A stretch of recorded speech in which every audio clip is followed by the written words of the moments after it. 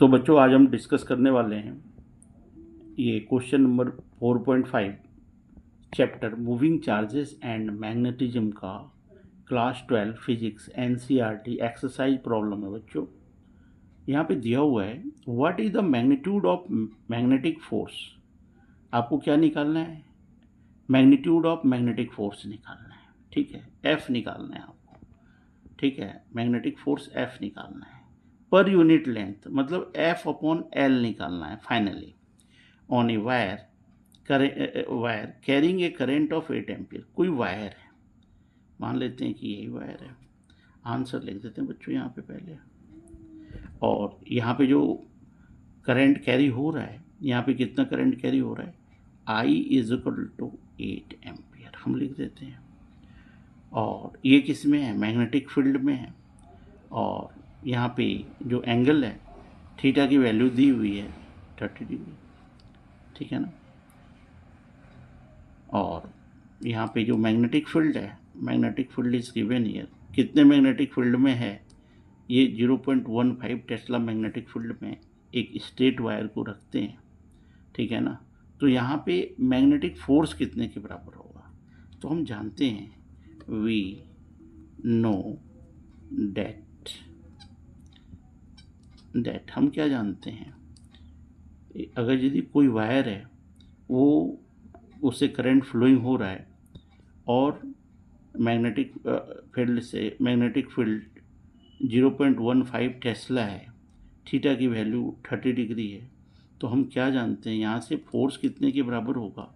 Magnetic force जो होगा ना, एक फॉर्मूला होता है हमारा आई एल क्रॉस बी। ठीक है, ये बहुत ही इम्पोर्टेंट फॉर्मूला है। अब हम इसको क्या लिख सकते हैं? फिजिकल टू क्या बन जाएगा? आई यहाँ पे current flowing through the conductor, L length of the conductor, और यहाँ पे कितना मैग्नेटिक फील्ड में ये रखा हुआ है? 0.15 टेस्ला में रखा हुआ है। ठीक है ना। तो और जो यूनिफॉर्म मैग्नेटिक फील्ड के साथ जो एंगल बन रहा है वो कितने के बराबर बन रहा है? ये थीटा जो एल और बी के बीच में जो एंगल है वो 30 डिग्री के बराबर है। इसको हम क्या लिख सकते हैं? यहाँ पे क्रॉस प्रोडक्ट है, क्रॉस प्रोडक्ट में साइन थीटा होता है, आपको पता है। इसको लिख देंगे I L B sine theta की जगह पे बच्चों 30 डिग्री दिया हुआ, इसको हम लिख ही देते हैं। ये एफ हो जाएगा आपका। आई की भी वैल्यू दी हुई है तो लिख देते हैं यहाँ से 8 एम्पियर। ठीक है। और एल जो है, L length of the wire है। मैग्नेटिक फील्ड कितना दिया हुआ है? 0.15, और साइन 30 डिग्री का जो वैल्यू है ये आपका हो गया 1/2। ठीक है बच्चों, ये फोर्स की वैल्यू आ गई। This is the value of force. ठीक है ना। अब हमें यहाँ पे फाइंड क्या करना है? हमें यहाँ पे फाइंड करना है force per unit length, magnetic force per unit length. We have to find here in the question is that magnitude of magnetic force per unit length. So this one is the force in length of the wire L, which is in the present of 0.15 Tesla, inclined by the angle 30 degree. तो हम 30 degree put कर देते हैं तो हमारे पास जो force होगा ना इतना हो गया, मैग्नीट्यूड ऑफ फोर्स। लेकिन आपको क्वेश्चन में दिया हुआ है क्या कि आपको जो फाइंड करना है वो magnitude of magnetic force per unit length. तो एल लेंथ है और ये फोर्स है, तो पर यूनिट लेंथ के लिए हम क्या करेंगे? इसको हम ऐसे लिख सकते हैं, ये हो गया आपका फोर्स और अपॉन लेंथ। लेंथ को बच्चों अच्छी तरीके से लिखना। अब इसको 2 को कितना बार पढ़ सकते हैं? यहाँ पे 4 टाइम्स पढ़ देते हैं। एल आपका इधर डिनोमिनेटर में आ गया, तो कहने का मतलब ये टर्म आ गया 4 इंटू 0.15।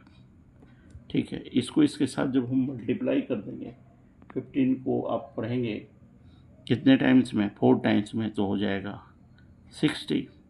और 2 डिजिट्स के पहले डेसिमल है तो ये 2 डिजिट के पहले डेसिमल हो गया। तो फोर्स पर यूनिट लेंथ आपका कितने के बराबर हो गया? This will be equal to 0.60। ठीक है ना। और पर फोर्स है तो फोर्स के लिए यूनिट क्या हो जाएगा? न्यूटन। और लेंथ के लिए हम लिखेंगे, लेंथ आपका डिनोमिनेटर में है, पर यूनिट लेंथ, क्योंकि लेंथ आपका डिनोमिनेटर में है तो यहाँ पे हम क्या करते हैं, पर का यूज़ करते हैं, मतलब एक बाई के साइन का यूज़ करते हैं, एक डिवाइड के साइन का यूज़ करते हैं। 0.6n per unit length.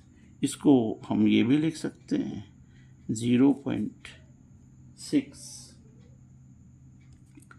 Newton, और पर यूनिट है तो पर मीटर लिख देते हैं, ठीक है ना। तो this will be the answer of this question, force per unit length. What types of force? Magnetic force per unit length.